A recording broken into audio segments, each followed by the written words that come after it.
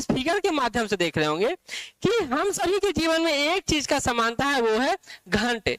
भगवान ने हम सब के जीवन में 24 घंटा दिया है, चाहे वो अंबानी जी हो, चाहे वो अडानी जी हो, चाहे वो दीपक जी हो, चाहे वो आप हो, ये तो बात कंफर्म है।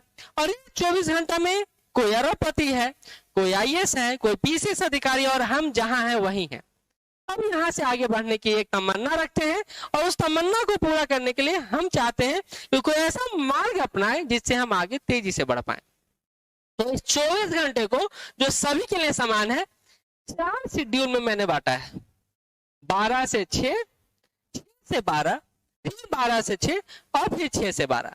ये 4 शेड्यूल 6-6 घंटे का है और यही है टाइम मैनेजमेंट का गुण। कैसे क्या करना है वो आगे के स्लाइड में चर्चा करेंगे, लेकिन इस वीडियो को बनाने का मेरा सिंपल सा उद्देश्य आपको डाइवर्ट करना नहीं है, अपने अनुसार चलाना नहीं है, बल्कि एक विकल्प देना है। वो विकल्प इस रूप में आपके लिए महत्वपूर्ण है कि आप इसके द्वारा अपने टाइम मैनेजमेंट को और व्यवस्थित तरीके से कर सकें। ये स्टूडेंट के लिए है और थोड़ा सा मैं चर्चा उन लोगों के लिए भी आज करूंगा जो जॉब में है। जॉब में रहते हुए बहुत ज्यादा परेशानी फेस करना पड़ता है उन लोगों को जो 8 घंटे जॉब करते हैं, फिर दैनिक क्रियाकलाप करते हैं और फिर पढ़ाई भी करना चाहते हैं। अच्छी बात यह है कि आप लोग जॉब करते हुए भी पढ़ाई करने का तमन्ना रखते हैं। तो चलिए चलते हैं अपने वीडियो के नेक्स्ट पार्ट पर।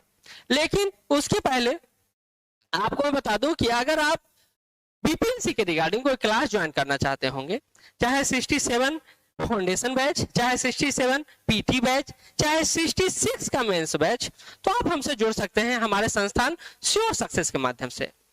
ये हमारे संस्थान का नंबर दिया हुआ है जिस पर आप 10 से 4 कॉल कर सकते हैं और अदर टाइम व्हाट्सएप कर सकते हैं। जितना भी जो भी कोर्सेज के बारे में जानकारी है आप इसी नंबर पर ले सकते हैं।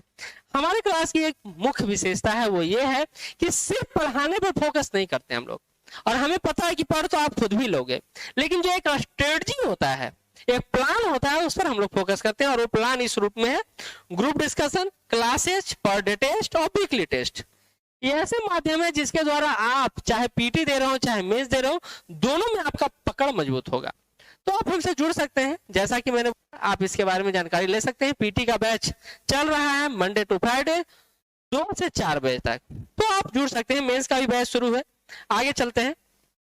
पहले हम लोग रूटीन पर बात करें या टाइम टेबल पर बात करें, उसके पहले यह समझना जरूरी है कि हमारे पास सब्जेक्ट कितना है।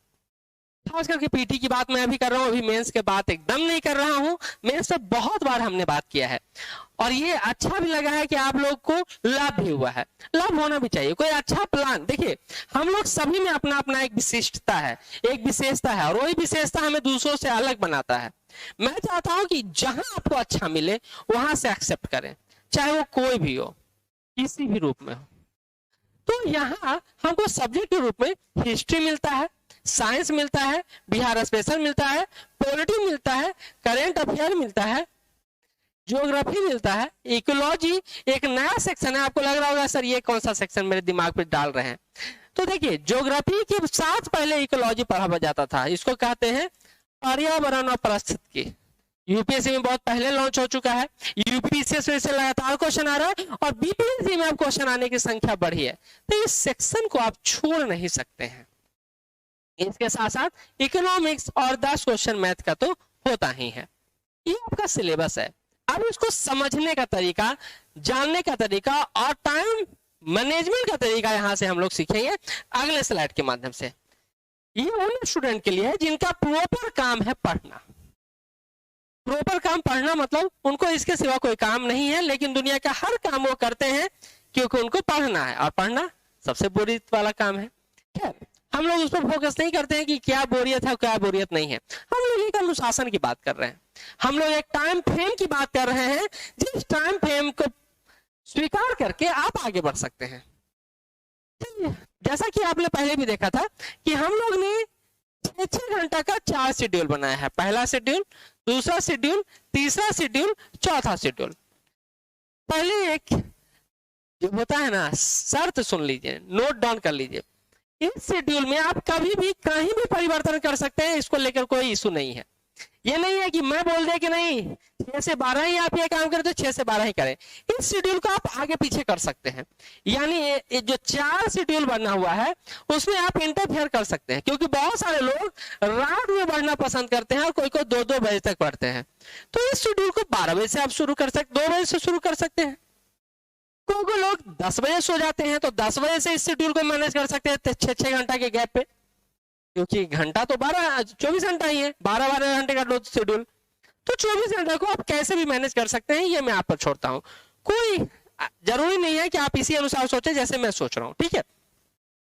तो 12 से 6 समानता है कि इंसान को 6 घंटा सोना चाहिए, तो रात का समय मैं आपके सोने के लिए छोड़ रहा हूं।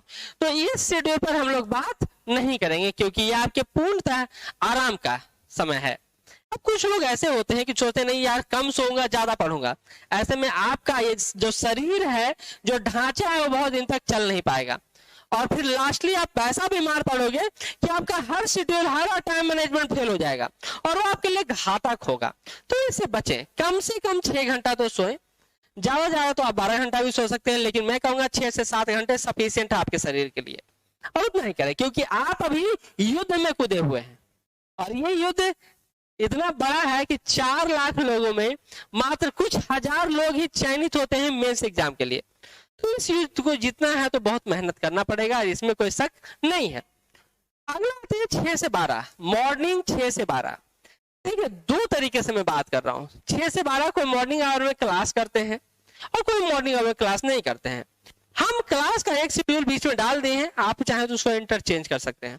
देखिए हमारे पास लगभग 7 से 8 सब्जेक्ट है, आप मैथ भी बनाना चाहें तो बना सकते हैं, उसमें कोई रोक नहीं है। 7 से 8 सब्जेक्ट में 4 सब्जेक्ट ऐसा है जिसको पढ़ के आप 100+ नंबर ला सकते हैं।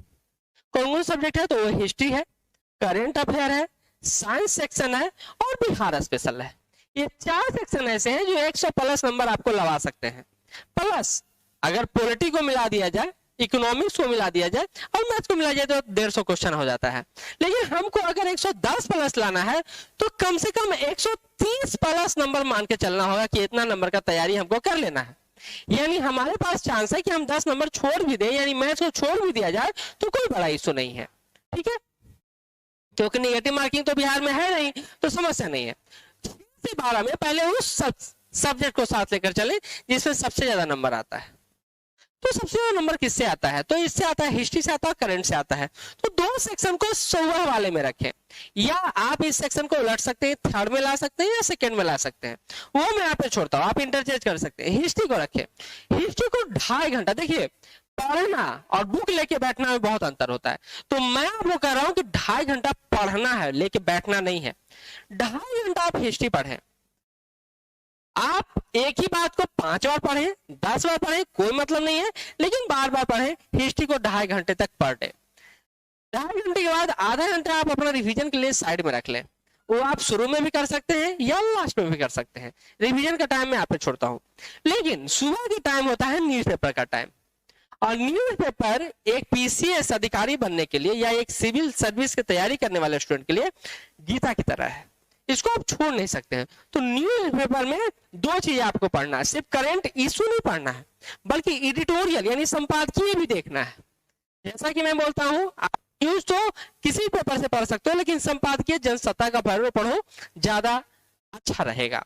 और डेली में टेलीग्राम जो नीचे लिंक दिया हुआ आपका, उसमें सवेरे मॉर्निंग में न्यूज़पेपर डाल भी देता हूं, तो आप टेलीग्राम से जुड़ सकते हैं, उस पर आपको न्यूज़पेपर आराम से मिल जाएगा। तो 2 घंटा न्यूज़पेपर को टाइम दीजिए, 1 घंटा पीटी पॉइंट ऑफ व्यू से और 1 घंटा एडिटोरियल पढ़िएगा तो मेंस पॉइंट ऑफ व्यू से। मेंस को छोड़ना नहीं है, पहली बात, मेंस को साथ लेकर चलना है। कम से